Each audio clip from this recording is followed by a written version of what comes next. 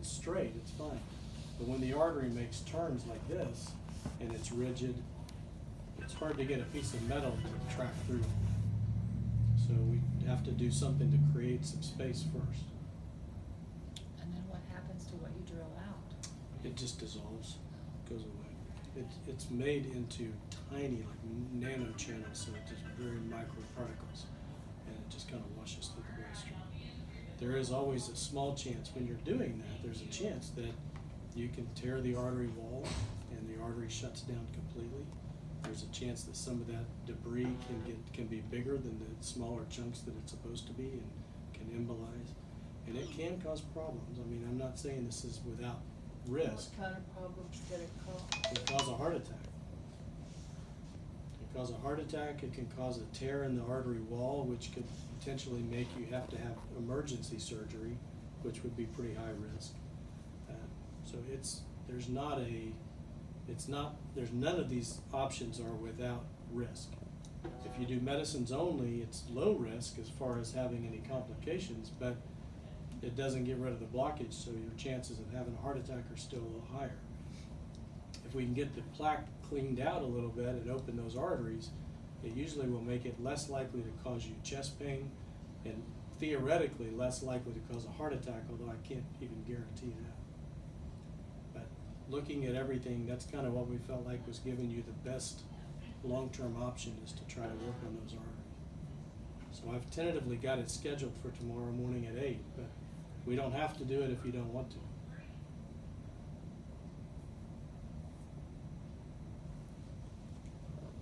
Well, I don't know.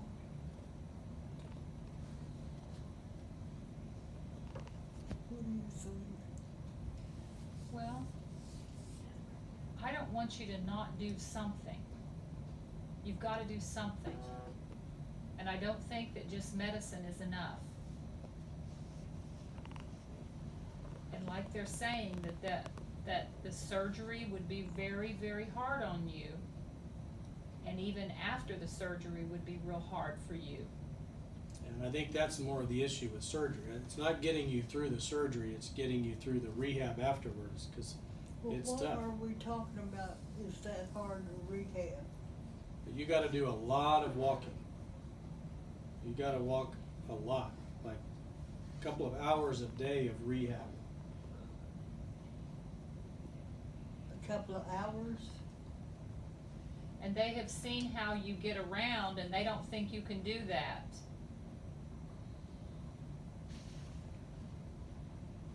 Yeah, I just think you would do very poorly with surgery, and so does Dr. Randolph. With surgery? Yeah. Aren't you also talking about broken bones? Oh yeah, you gotta split the chest open, and so there's risk for infection, there's risk for stroke. I mean, the and there's pain, all right? this- yeah, and pain, a lot of pain, but there's risk for stroke either way, whether you do surgery or this balloon procedure. There's a risk that you can die at surgery with either one of them. Right.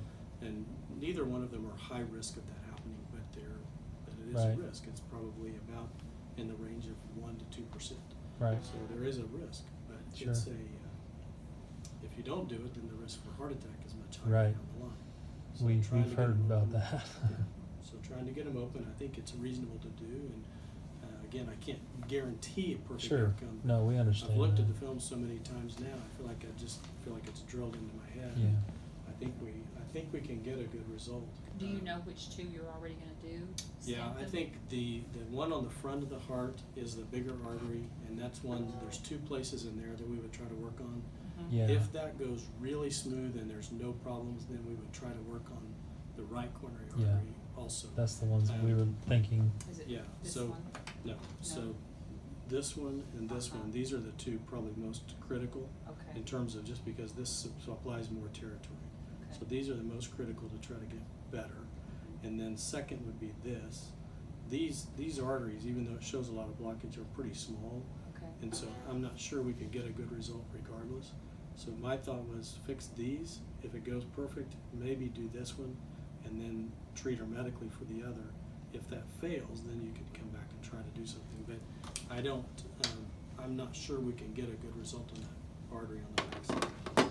And again, even the one on the right, if we have difficulty on the one on the front, if anything happens with embolization or debris moving, then I wouldn't do anything more than that one right now and to bring her back to do the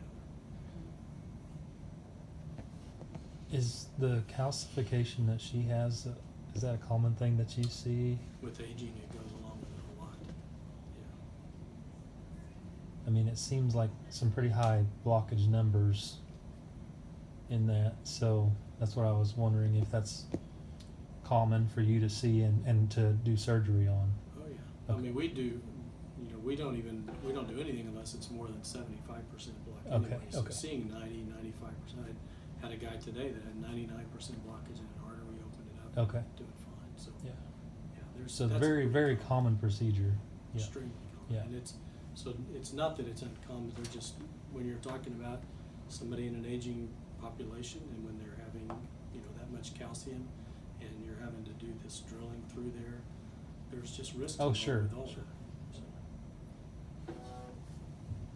Well, can we have a little while to think about it? absolutely. I mean, I'm gonna leave it on the schedule tentatively for tomorrow, and you think about it all night if you want to, and just as long as let me know in the morning before they come to pick you up, we can cancel at any time. All right? Okay. All right. Thank you so much. Thank you very You're much. Appreciate it.